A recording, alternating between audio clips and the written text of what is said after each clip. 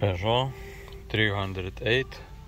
To clear fault codes, I think key must go there, in this hole.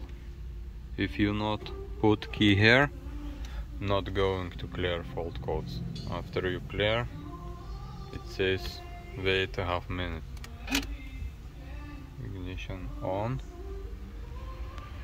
and okay, and let's see, is it go to clear or not?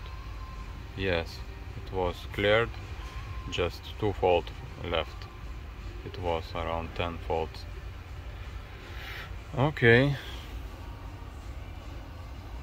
put key inside this hole, and after you can clear. Of course, turn ignition off, ignition on, and after go inside and start to clear. So Peugeot 308,